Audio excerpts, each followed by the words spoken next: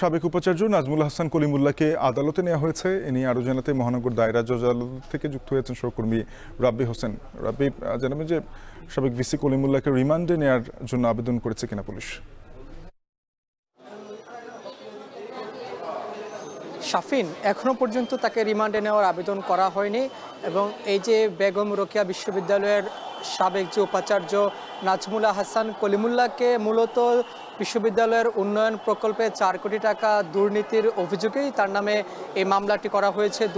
দুদক করেছিল এই মামলাটি। শুধু এই নাজমুল হাসান কলিমুল্লাহই নয়, বিশ্ববিদ্যালয়ের আরও এমন 5 জনের নামে সাবেক আরেক উপাচার্য সহ প্রকল্পের যারা সংশ্লিষ্ট রয়েছেন তাদের নামে মূলত এই মামলাটি করা হয়েছে 18 জুন। গত 18 জুন এই মামলা করা হয়েছে এবং মূলত তাকে আজকে সকালেই গ্রেপ্তার দেখানো হয়েছে এই দুদকের এই মামলা এবং তাকে কিছুক্ষণ আগেই আদালতের এজলাসে তোলা হয়েছে। বিচারক যদিও এখনও বসেননি, তবে কিছুক্ষণের মধ্যেই তার এই মামলার শুনানি অনুষ্ঠিত হবে। মূলত তার বিরুদ্ধে একাধিক অভিযোগ রয়েছে।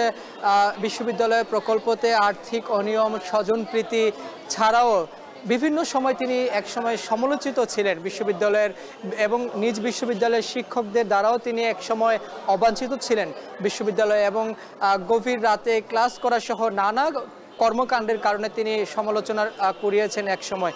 এবং এই যে 5ই আগস্টের পরে মূলত তাকে তেমন একটা সরব দেখা যায়নি এবং গতকাল আজকেই মূলত তাকে গ্রেপ্তার করা হয়েছে এবং দুদক যেটা জানিয়েছে, নাম সর্বস্ব প্রতিষ্ঠানকে এই 30 কোটি টাকা মূল্যের তিনি যে প্রকল্পটি রয়েছে সেখানে তিনি অনুমোদন দিয়েছিলেন এবং সেখানে আর্থিক অনিয়ম হয়েছে।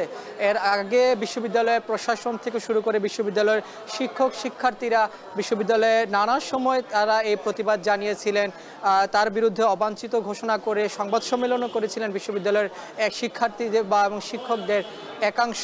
পাশাপাশি এছাড়া আমরা দেখেছি যে আজকে মূলত এই বেগম রোকেয়া বিশ্ববিদ্যালয়ের আরেকজন উপাচার্য কে এম নুরুন নবী সহ 5 জনের বিরুদ্ধে দেশ থেকে নিষেধাজ্ঞাও দেওয়া হয়েছে আদালত, কারণ এই সংশ্লিষ্ট মামলায় তাদের নাম রয়েছে। যেহেতু আজকে এই নাজমুল হাসান কলিমুল্লাহকে গ্রেপ্তার করা হয়েছে, মূলত অন্য যে আসামিরা রয়েছে তারা পলাতক হওয়ার সম্ভাবনা রয়েছেন, যার কারণে তাদেরকে দেশ ত্যাগ করার নিষেধাজ্ঞা আরোপ করেছেন আদালত। এই বিষয় নিয়ে কিছুক্ষণের মধ্যে আরেকটি শুনানি অনুষ্ঠিত হবে। তবে তার বিষয়ে রিমান্ডের আবেদন করা হয়েছে কি না এই বিষয়টি এখন পর্যন্ত আমরা দেখতে পাইনি। তবে যতটুকু জানতে পেরেছি যে তাকে এই মামলায় গ্রেপ্তার দেখিয়ে কারাগারে পাঠানো হবে, পরবর্তীতে তাকে রিমান্ড চাওয়া হতে পারে বলে আমাদেরকে দুদকের যে সংশ্লিষ্ট এখানে পাবলিক প্রসিকিউটররা যারা রয়েছেন তারা জানিয়েছেন। এর আগে দুদক কার্যালয়ে একটি ব্রিফিং হয়েছে, দুদকের যিনি পরিচালক রয়েছেন তিনিও এই বিষয়ে কথা বলেছেন, বিস্তারিত তুলে ধরেছেন।